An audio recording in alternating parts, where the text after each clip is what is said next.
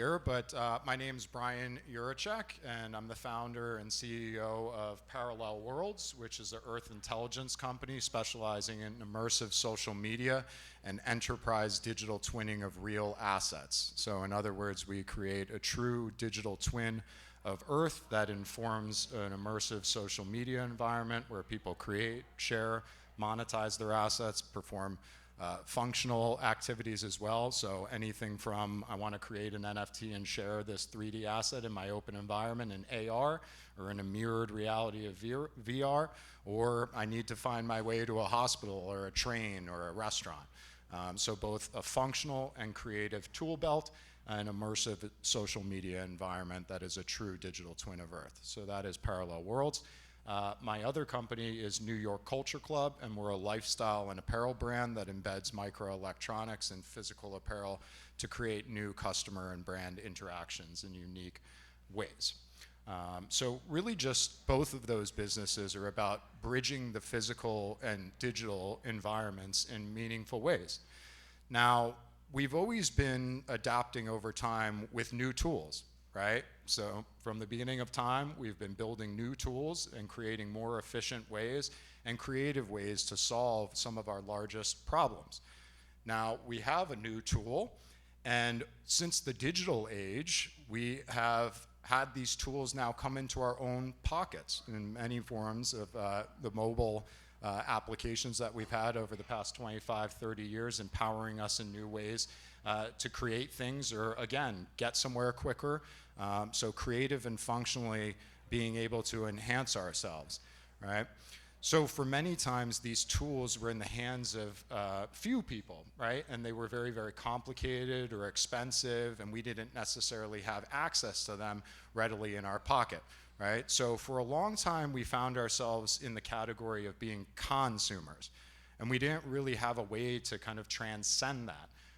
Because again, it was either too expensive, too technically complicated, and we didn't have all the same video and audio capabilities that Steven Spielberg has now in our pocket, right? But as we've evolved those tools, and now we have access to these tools and the ability to not only create things, but monetize those and custody those assets for ourselves, we move from a state of what we call the consumer, where for, I would say, the last 25, 30 years as we've had these tools, we've been kind of conned into thinking that we have to buy, right, things and be sold on it over and over and not really be a part of it, right? Well, now we don't want to watch the band, we want to be in the band. And we have all these new instruments and beautiful instruments to play with. So we want to be part of the band, and we want to transcend from that consumer state to that prosumer state. We are producer consumers. So can anybody tell me who creates everything on YouTube? Who creates everything on Facebook? Who creates everything on Instagram?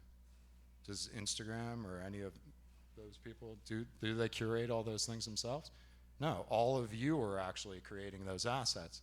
And previously, we didn't have the ability to define the intrinsic value and custody a digital asset ourselves, right? Physical assets, we had a better understanding of this. I own this shirt, I have it on. If someone tries to come take it from me, there's different rules and different procedures that can be followed. I can call the police and say someone stole my physical property from me. Or in the case of intellectual property, I may have filed that with the USPTO or some World Intellectual Property Organization, and I'm trusting them to categorize, sort, track, and keep parameters around that intellectual property that I've defined with them. Well, in many cases, they haven't done such a good job of doing that. In many areas, like music is a perfect example, right? Where it's very difficult to account for who is playing my music, where, and how do we break all those associated royalties down for the many creators that could have contributed to that. So now I can custody that myself, and I can take on that responsibility of being a producer and a consumer. But again, that comes with added responsibility. So it brings us to some of the challenges that we're dealing with right now. So NFTs brought about a new era of being able to create assets and custody those assets ourselves, and then monetize those assets and really truly step into that role of producer, right? Not just a consumer. However, with these new tools, as we kind of feel our way around in the dark and we build the infrastructure here, it's not everything that we're promising, right? We would like to say, you can just mint this into your creation, you keep it in your digital wallet, you can monetize it perfectly, people are gonna buy it, nothing's gonna happen, and then all of a sudden someone hacks into my digital wallet, or I set myself up for some vulnerability and that NFT disappears from my wallet. So who do I call? Do I call the police and tell them my NFT is missing? Right? No.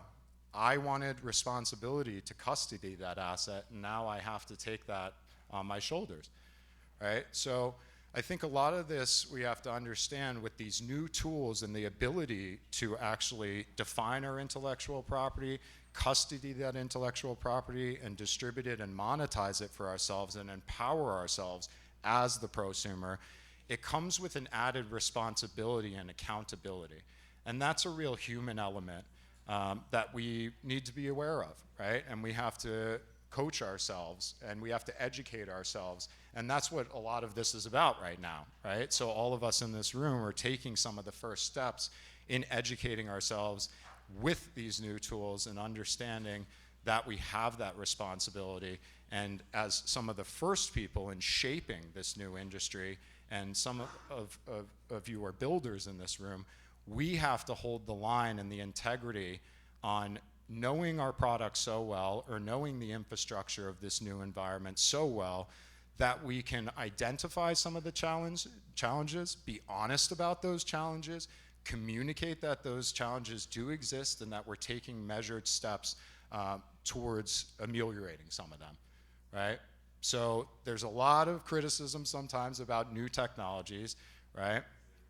But we have to take that in stride, and we have to be educated and ready for some of those harder conversations and take on that accountability and responsibility if we want to bring others, to this new state of the prosumer, because we are the producers and the consumers. And as these tools become more and more powerful, we will fall more and more in the spectrum of producing and custodying those assets.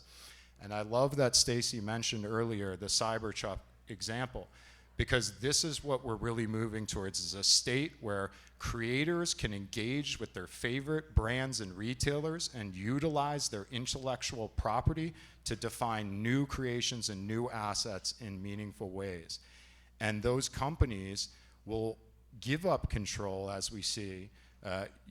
Over the next few years, you'll see they'll probably start to give up more and more control in empowering those creators to utilize their intellectual property to create all those things that they're not necessarily going to create in-house.